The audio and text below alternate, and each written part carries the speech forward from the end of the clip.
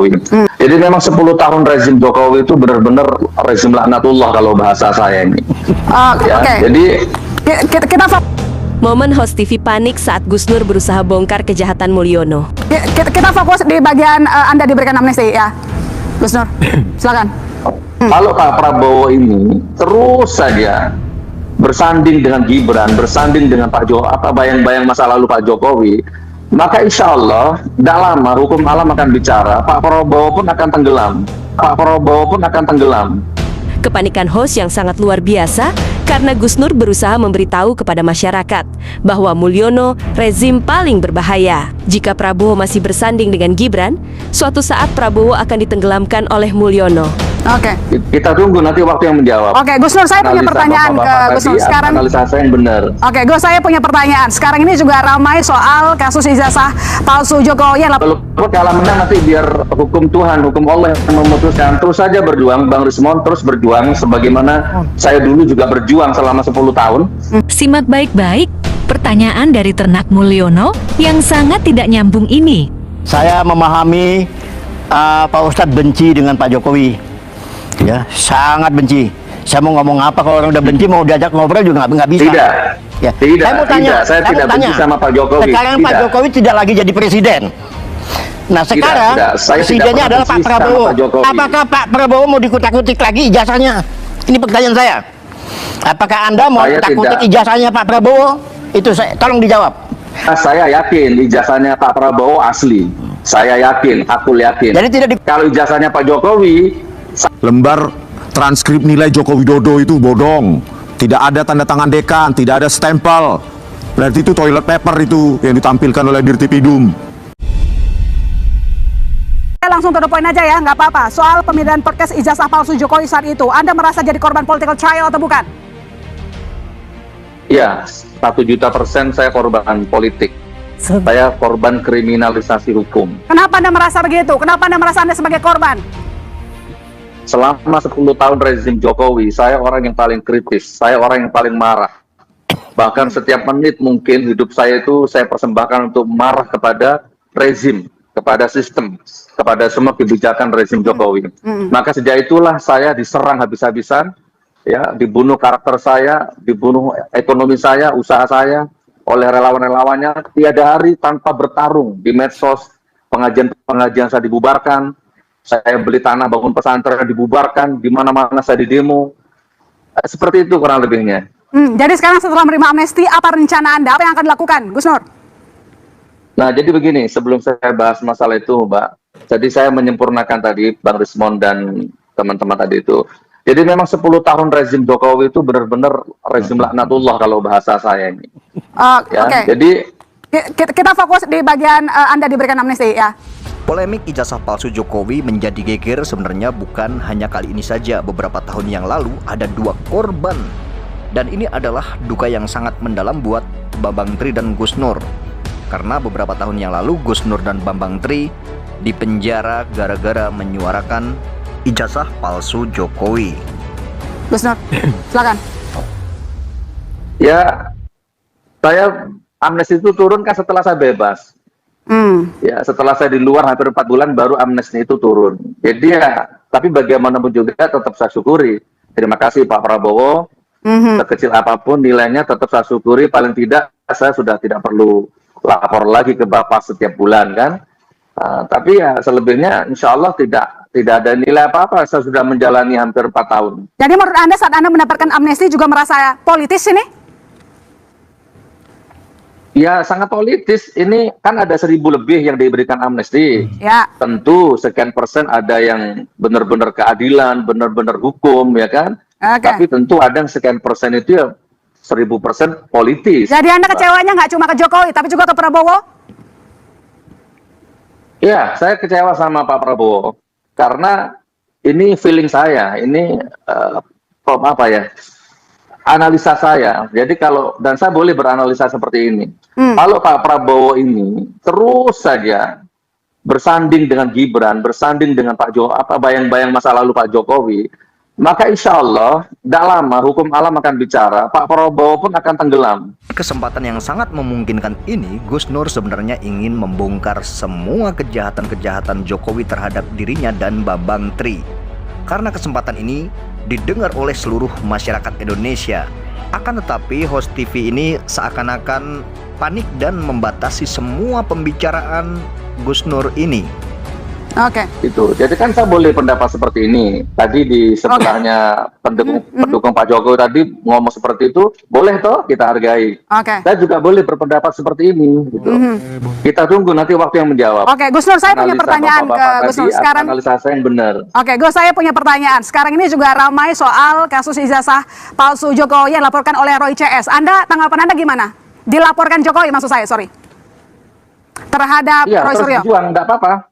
Terus berjuang. Walaupun kalah menang nanti biar hukum Tuhan, hukum Allah yang memutuskan. Terus saja berjuang, Bang Rismon terus berjuang sebagaimana saya dulu juga berjuang selama 10 tahun. Jadi gini Mbak, saya sempurnakan, saya ini dilaporkan oleh orang yang sama sekali tidak punya legal standing dari Pak Jokowi. Nggak pernah ketemu Pak Jokowi, nggak pernah menghadap Pak Jokowi, dilaporkan saya. Penghinaan nama baik Pak Jokowi. Oke, Tapi diproses. sebentar, Pak Norman. Kan gitu kan. Oke, baik, silakan, Pak Norman. Diproses, langsung ditangkap. Oke, Pak Norman, silakan. Ya, Pak Ustadz. Dan mari kita simak pertanyaan dari Ternak Mulyono ini yang sangat tidak nyambung dan keluar dari konteks ijazah palsu Joko Widodo. Saya memahami Pak Ustadz benci dengan Pak Jokowi. Ya, sangat benci. Saya mau ngomong apa kalau orang udah benci, mau diajak ngobrol juga nggak bisa. Tidak. Ya. Tidak, saya mau tanya, tidak. Saya tidak mau benci tanya. sama Pak Jokowi. Sekarang Pak Tidak. Jokowi tidak lagi jadi presiden. Nah sekarang tidak. Saya tidak presidennya pernah adalah Pak benci sama Prabowo. Pak Jokowi. Apakah Pak Prabowo mau dikutak-kutik lagi ijazahnya? Ini pertanyaan saya. Apakah Anda mau Saya kutak-kutik tidak. ijazahnya Pak Prabowo? Itu saya, tolong dijawab. Ini Pak Respon juga Saya nih. tidak. Ya kan? Ahlinya Ya, nih. saya jawab. Saya jawab, jangan dipotong ya. Saya tidak pernah benci sama Pak Jokowi. Agama saya melarang benci sama orang. Yang saya benci sistemnya, kebijakannya, rezimnya, bukan orangnya. Dosa kalau membenci orangnya itu. Nah, yang kedua, saya yakin ijazahnya Pak Prabowo asli. Saya yakin, aku yakin. Jadi tidak dikutak-kutik ya? Tapi kalau dikutak-kutik. ijazahnya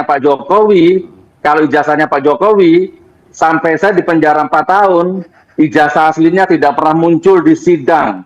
Saya pernah ngomong sama jaksanya, Pak Jaksa, hadirkan ijazah aslinya di sini di depan hakim. Kalau ada, saya cium kakimu dan saya siap minta maaf kepada keluarga besar Pak Jokowi. Saya sempat katakan itu di sidang di depan Pak Hakim. 6 bulan sidang tidak pernah ada ijazah aslinya. Tapi tetap diputus 4 tahun. Dan saya tidak benci sama Jokowi sampai sekarang. Saya marah sama Tapi Anda kebijakannya. kecewa dengan sistemnya. Tahan dulu, Gus Nur, bagaimana? Bang Rismon, Seandainya seandainya ini, maaf ya, seandainya Pak Jokowi wafat, meninggal nanti suatu saat, saya mau mensolati jenazahnya. Oke, Dan baik. nggak ada urusan sama Baik, Gus Nur. keluarganya. Baik, Gus Nur, sebentar. Dipotong dulu, Bang. Gimana tanggapan Bang Rismon? Ya, Dan apa yang dialami oleh Gus Nur? Bambang Tri dan Gus Nur inilah salah satu simbol kriminalisasi di zaman Joko Widodo. Ya. Padahal fakta terbaru kita dapatkan, ya Pak, ya lembar transkrip nilai Joko Widodo itu bodong, tidak ada tanda tangan dekan, tidak ada stempel, berarti itu toilet paper itu yang ditampilkan oleh Dirtipidum, ya di UGM kalau mau lulus maka ada lembar transkrip nilai akhir, itu ditandatangani semua yang berotoritas, pembantu dekan, dan ditampilkan Dirtipidum kosong semua, itu zong, ya lembar pengesahan skripsi.